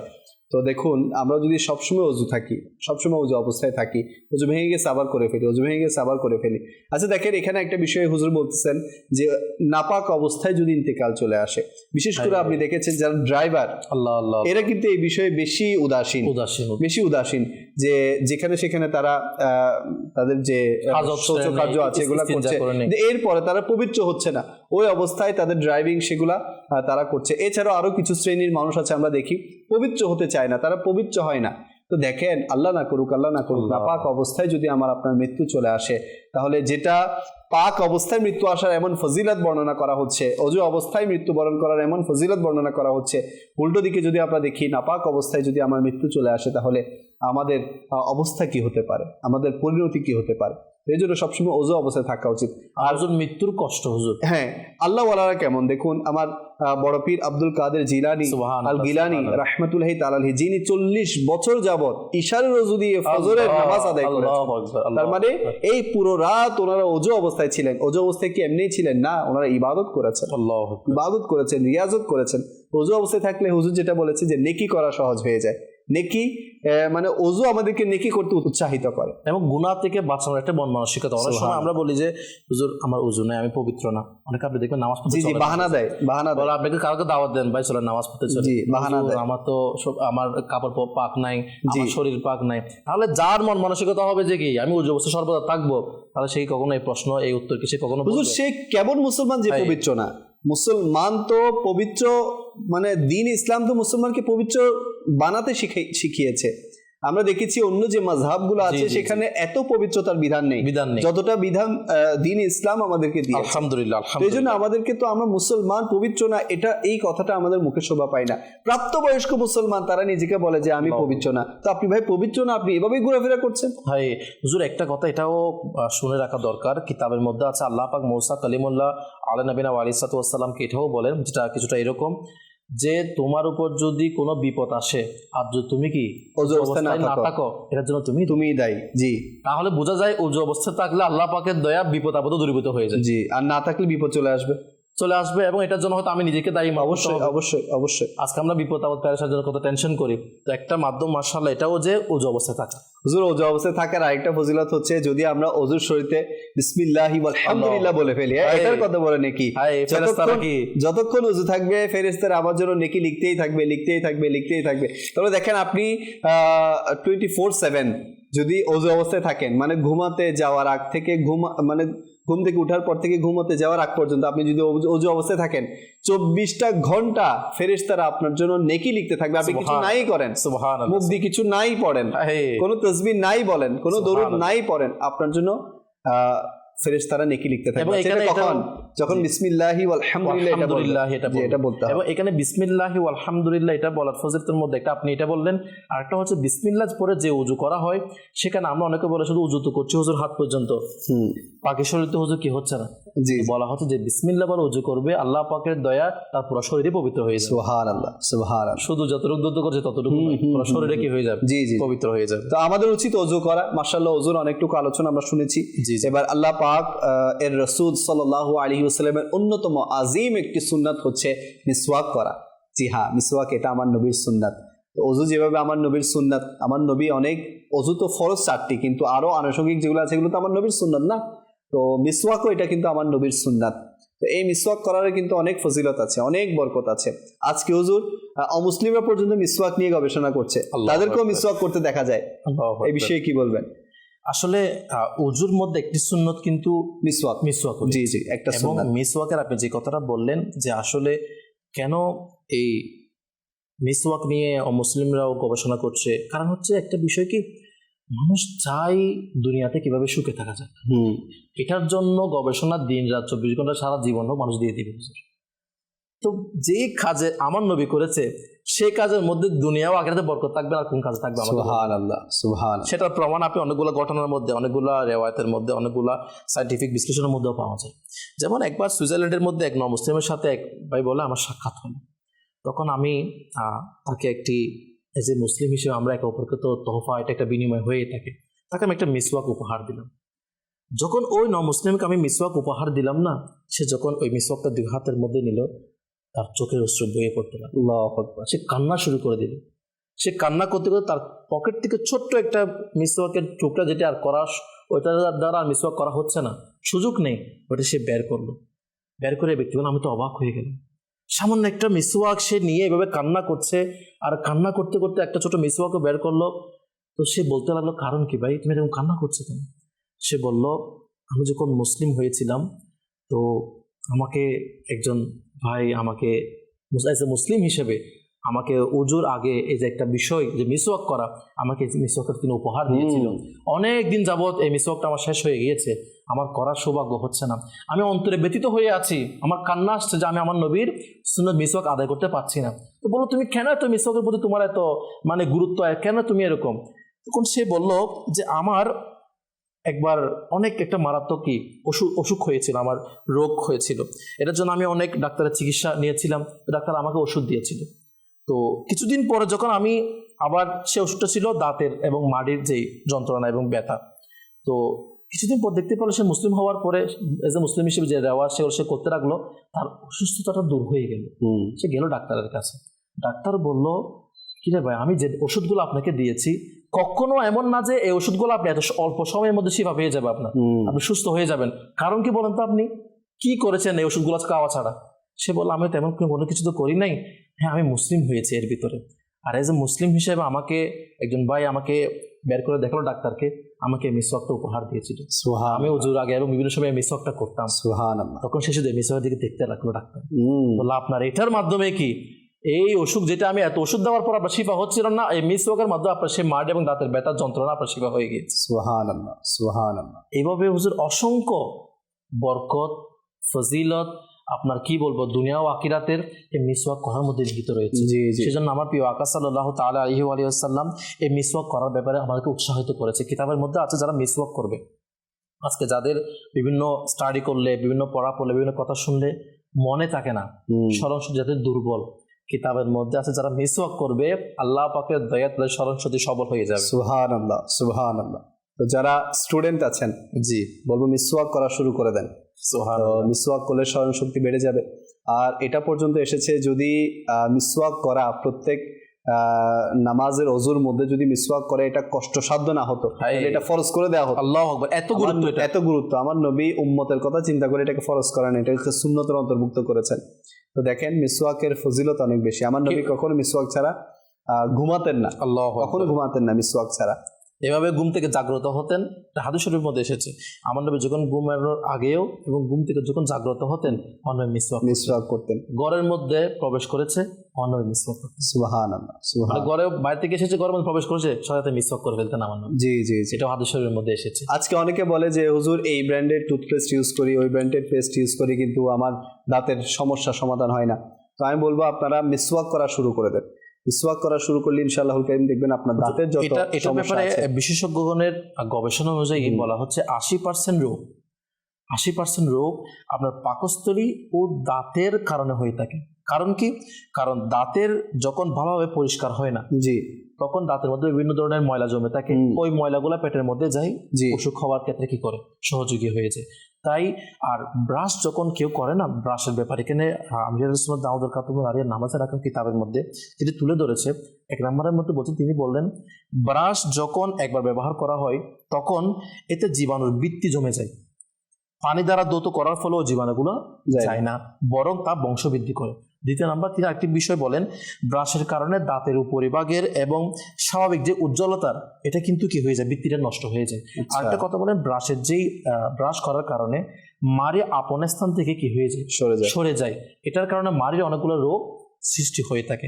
তা বলা হচ্ছে উত্তম হচ্ছে মিসওয়াকের মধ্যে, এবং মিসওয়াকের মাধ্যমে কিন্তু দাঁতও ভালোভাবে পরিষ্কার হয়ে থাকে। এবং মিসওয়াকের থেকে যে রসটা বের হয় না, এটা যখন মানুষ ভালো করে কুলি করে নেয়, আল্লাহ পাকের দয়া দাঁতের মাড়ির হোক, দাঁতের রোগগুলোও দূর হয়ে যায়। সুবহানাল্লাহ, সুবহানাল্লাহ। তো আমরা সুন্নাত আদায়ের নিয়তে মিসওয়াক করি, কেননা মিসওয়াক বিহীন 1 রাকাত নামাজ মিসওয়াক সহ 70 রাকাত নামাজ মানে এর বরাবর। অনেক কিতাবের মধ্যে 500-700 এরকম অনেক বর্ণিত আছে। আপনি যদি 1 রাকাত নামাজ পড়েন তাহলে 1 রাকাতের সওয়াব পাবেন, আর যদি মিসওয়াক করেও 1 রাকাত নামাজ পড়েন তাহলে 70 রাকাতের সওয়াব পাবেন। তো এই জন্য আমাদের উচিত যে মিসওয়াক করা, এভাবে পাগড়ি পরা, এটাও আমার নবীর সুন্নাতে মুবারাকা। সুবহানাল্লাহ। তো পাগড়ি পরেও নামাজ পড়লে এটা 70 গুণ সওয়াবকে বাড়িয়ে দেয়। তো এই জন্য বলবো যে আমার নবীর যে সুন্নাতগুলো আছে এগুলোকে আমরা আঁকড়ে ধরি। সুবহানাল্লাহ। এখানে একটা কথা এটাও বলি, মিসওয়াক করার দ্বারা না হুজুর যাদের মাথা ব্যথা দূর হয়ে যায়, মাইগ্রেনের সমস্যা, হ্যাঁ এই তাদের মাথা ব্যথা দূর হওয়ার মাধ্যমে কিন্তু মিসওয়াকের মধ্যে রয়েছে। অনেকের কফ, সর্দি, কাশি, এটাও কিন্তু মিসওয়াক করার মধ্যে ডাক্তারদের বিশ্লেষণ অনুযায়ী এটা শিফা রয়েছে। সুবহানাল্লাহ। আরেকটা খুবই সুন্দর বিষয় কিতাবের মধ্যে আছে, ডাক্তারগণ বলেন যে অনেক সময় গরম ও পাকস্থলী হতে বের হওয়া অ্যাসিডের ফলে মুখে ফুসকা পড়ে যায়। আপনি দেখবেন আমাদের শরীর থেকে বিভিন্ন অ্যাসিড বের হওয়ার কারণে মুখের ভিতরে ছোট ছোট ফুসকা পড়ে। জি জি জি।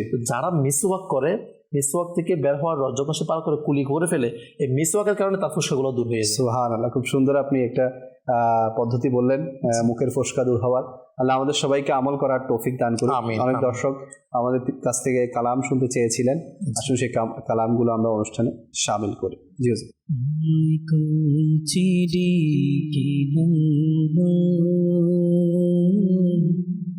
মদনী মদিনে বলে আমায় কাছে ডেকে নাও,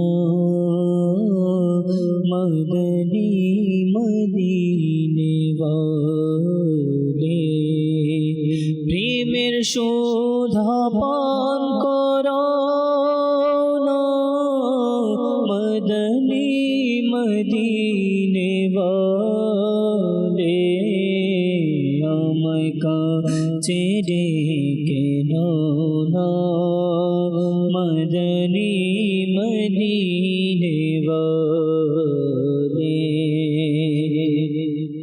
আমায় একটু দিদার দাও না, মদনী মদিনে বলে আমায় একটু দিদার দাও না,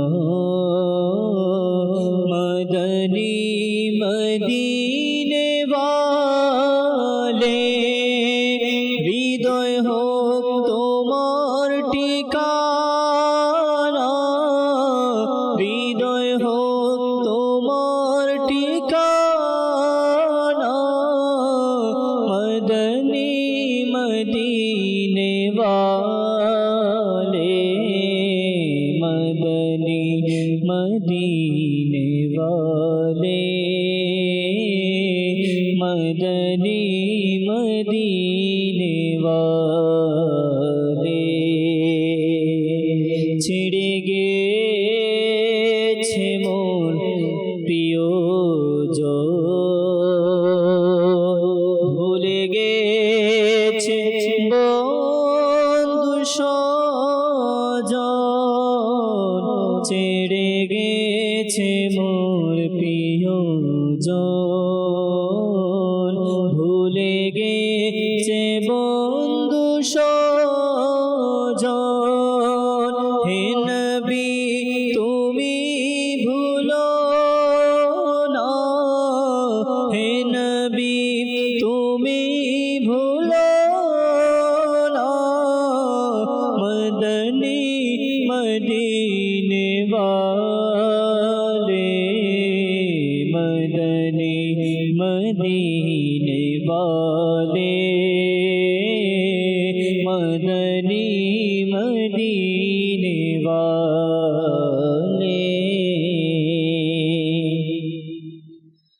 মদিনা যাওয়ার দাও ইজাজত, মদিনায় যাওয়ার দাও ইজাজত, নবী রহমত শফিয়ে উম্মত পরাও ডেকে পান প্রেমের শরবত, নবী রহমত শফিয়ে উম্মত জ্বালাবো মোরা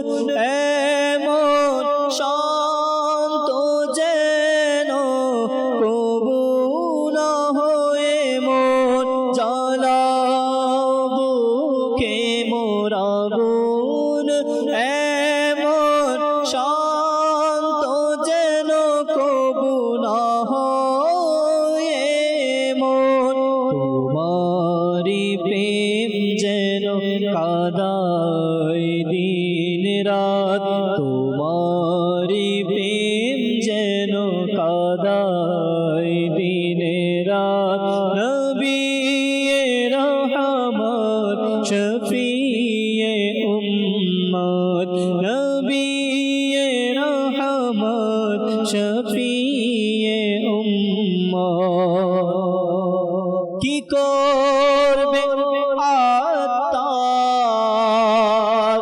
দান দিয়ে,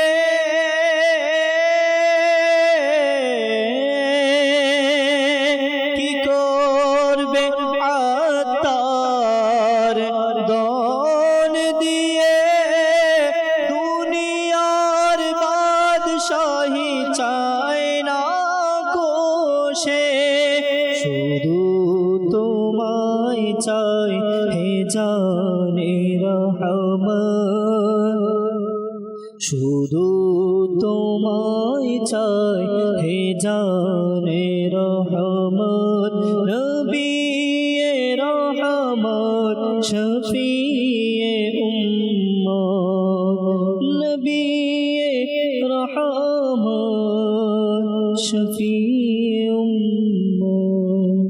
আল্লাহ সুবহানাল্লাহ। আলোচনা করছিলাম ওযু অবস্থায় থাকার ফজিলত এবং মিসওয়াক করার ফজিলত। তো আরো শুনবেন ইনশাআল্লাহুল কারীম কাউসার ভাইয়ের কাছ থেকে। জি হুজুর। জি হুজুর, পরিশেষে হয়তো আমরা অবশ্যই শেষ পর্যায়ে, জি জি জি। তো মিসওয়াক করার ফজিলত বরকত তো অনেক রয়েছে, কিন্তু আমার প্রিয় আকা সাল্লাল্লাহু আলাইহি ওয়াসাল্লাম এর মিসওয়াক করার প্রতি কেমন মহাব্বত ছিল, কেমন গুরুত্ব ছিল, সেটা এটা থেকেও বোঝা যায়।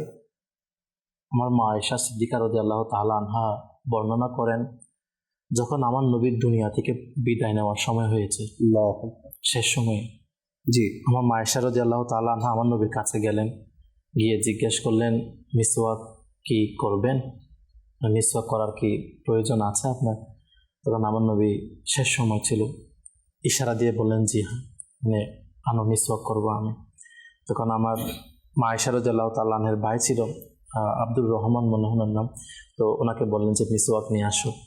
তো মিসওয়াক আনলেন এবং মিসওয়াক করতে দিলেন আমার নবীকে। আমার নবী মিসওয়াক করার চেষ্টা করলেন, আখেরি মুহূর্ত ছিল, শেষ সময় ছিল, এটা শক্ত ছিল না, এটা নরম ছিল না। তো আমার নবী করলেন, মা আয়েশা রাদিয়াল্লাহু তাআলা আনহাকে দিলেন, তখন উনি ভালোভাবে চিবিয়ে দিলেন। চিবিয়ে দেওয়ার পর আবার আমার নবী এটাকে ঘোরাতে লাগলেন, মিসওয়াক করতে লাগলেন।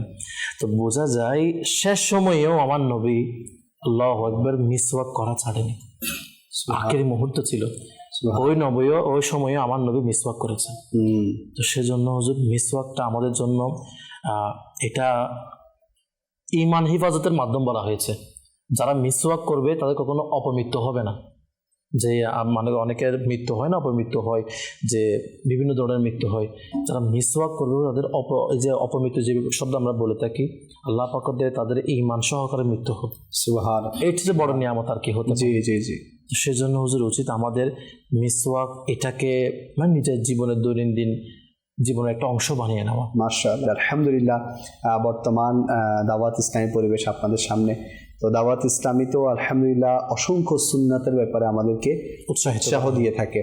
তো বিশেষ করে এই যে মিসওয়াক, এটাও কিন্তু দাওয়াত ইসলামী আপনি দেখবেন যে উৎসাহ দিয়ে থাকে। এবং মাদানী মুজাকারার মধ্যে প্রায় সময় যিনি দাওয়াত ইসলামের প্রতিষ্ঠাতা মাওলানা ইলিয়াস আত্তার কাদেরী দামাত বারকাতুল আলিয়া, উনিও আমাদেরকে প্রায় সময় এটা উৎসাহ দেন এবং এটার জন্য তো বাকায়দা উনি অনেক সময় মানে মুহিমও চালান যে মিসওয়াক যাতে ব্যবহারের সংখ্যা বেড়ে, মিসওয়াক সপ্তাহ বা মিসওয়াক সপ্তাহ, মিসওয়াক মাস, এটাও উদযাপন করা হয়ে থাকে।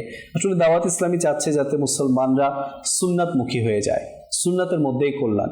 আপনি দেখবেন সুন্নাতের মধ্যেই কল্যাণ। আমার নবী যা যা করেছে সবকিছুর মধ্যেই কল্যাণ, আর আমার নবী যা যা থেকে নিষেধ করেছে সবকিছুর মধ্যেই অকল্যাণ। আর আজকের জমানায় হুজুর যে সুন্নতগুলো মানুষ ভুলে যাচ্ছে, যে সুন্নতগুলো ডুবে যাচ্ছে, এ দাওয়াত ইসলামে আপনি যে বললেন যে মিসওয়াক সপ্তাহ, এটা কেন? কারণ যেন মানুষের ঘরে ঘরে মিসওয়াকের বার্তা পৌঁছে যায়। এই মিসওয়াক আমাদের ঐতিহ্য, এই মিসওয়াক আমাদের গর্ব করার মতো একটা বিষয়। এই মিসওয়াক আমাকে আপনার দুনিয়া ও আখিরাতে কামিয়াবি করবে। এই মিসওয়াক আমার শরীরের রোগের শিফা পাওয়ার মাধ্যম। এই মিসওয়াক আমাকে জান্নাতে নিয়ে যাবে। এই মিসওয়াক আমার ঈমান হিফাজতের মাধ্যম। তো সেই মিসওয়াককে আমরা কেন আম করব না? জি জি, প্রচার করব না, প্রসার করব না? জি, তো আমরা মিসওয়াক আমরা বিশেষ করে মানে বিভিন্ন গাছের ডাল ইউজ করি মিসওয়াক হিসেবে। তো সবচেয়ে নিম গাছের ডালকেই বেশি মানে উত্তম বলা হয়। আপনি চাইলে নিম গাছের ডালকেও মিসওয়াক হিসেবে ব্যবহার করতে পারেন, বা অন্যান্য গাছের ডাল আরও বাজারের মধ্যে পাওয়া যায়, আমাদের মাকতাবাতুল মদিনা স্টলগুলোতেও পাওয়া যায়, আপনারা চাইলে সেখান থেকেও সংগ্রহ করতে পারবেন, বা আপনার আশেপাশে যেগুলো ইসলামিক স্টোর আছে যেখানে মিসওয়াক বিক্রি করে সেখান থেকে আপনি মিসওয়াক ক্রয় করে। মিসওয়াকের ব্যবহারটাও যদি একটু বলে যে একটু দেখাই দেন। বলা হয়েছে যে যেন আপনার 3 আঙ্গুল যে রয়েছে এটা মাঝখানে 3 আঙ্গুল, হ্যাঁ মাঝখানে 3 আঙ্গুল উপরের পাশে থাকবে এবং কনিষ্ঠ আঙ্গুলটা নিচে থাকবে এবং এই যে বৃদ্ধাঙ্গুল এটাও কি এভাবে নিচে থাকবে। হ্যাঁ, এভাবে করে বলা হচ্ছে সুন্নত যেটা আদব সুন্নত যেটা আছে, প্রথমে উপরের ডান পাশেরটা, তারপরে উপরের বাম পাশের, এরপরে নিচের ডান পাশে, এরপর নিচের বাম পাশে করার, এটি সুন্নত ও আদবের মধ্যে রয়েছে। মাশাআল্লাহ মাশাআল্লাহ। তো এইভাবে করলে আমাদের সুন্নাত আদায় হয়ে যাবে, সওয়াব হবে, আর শারীরিক উপকারিতা তো আজকে আমরা অনুষ্ঠানের মধ্যে শুনলাম। তো আমরা নিয়ত করি ইনশাআল্লাহুল কারীম প্রথমত তো অজু অবস্থায় থাকবো, আর অজু করতে গেলে তো মিসওয়াক এমনিতেই করতে হয়, তো আমরা সাথে সাথে মিসওয়াকও করে নিব। আল্লাহ আমাদের সবাইকে আমল করার তৌফিক দান করুক। আজকে এখানে শেষ করতে হচ্ছে ইনশাআল্লাহুল কারীম। আমরা আগামীকাল আবারও আপনাদের সামনে উপস্থিত হব। দেখুন প্রিয় ইসলামী ভাইরা, দেখতে দেখতে মাহে রমজান শেষ হয়ে যাচ্ছে, কখন এলো আবার চলেও যাচ্ছে, রহমতের ভাগ্য শেষের পথে। তো বলবো যে এই মাহে রমজানকে আমরা কাজে লাগাই, মাহে রমজান ইবাদত করি, সুন্নাত মোতাবেক জীবন গড়ি এবং আল্লাহকে রাজি করি, আল্লাহ রসুল সাল্লাল্লাহু আলাইহি ওয়াসাল্লামকেও রাজি করি। ইনশাআল্লাহ আমরা উভয় জাহানে কল্যাণ হাসিল করতে পারবো। তো মাদানী চ্যানেলের সাথে থাকুন, মাদানী চ্যানেলের সাথে থাকলে আপনারা অসংখ্য ইলমে হাসিল করতে পারবেন এবং সে মোতাবেক আমলও আপনারা করতে পারবেন। আল্লাহ পাক আমাদের সবাইকে সদা সর্বদা ওনার ইবাদত রিয়াজত করার, প্রিয় মুস্তাফার আনুগত্য করার তৌফিক দান করুক। ইনশাআল্লাহ আগামীকাল আবারও উপস্থিত হব অন্য একটি বিষয় নিয়ে। আপনাদের সুস্থতা কামনা করে এখানে শেষ করছি। সাল্লু আলাল হাবিব সাল্লাল্লাহু আলা মুহাম্মদ সাল্লাল্লাহু আলাইহি ওয়াসাল্লাম। রহমতেরি মেঘমালা আর চারিদিক নূর রমজান, খোদার দয়ায় হয়ে গেছে মাগফিরাতেরি সামান।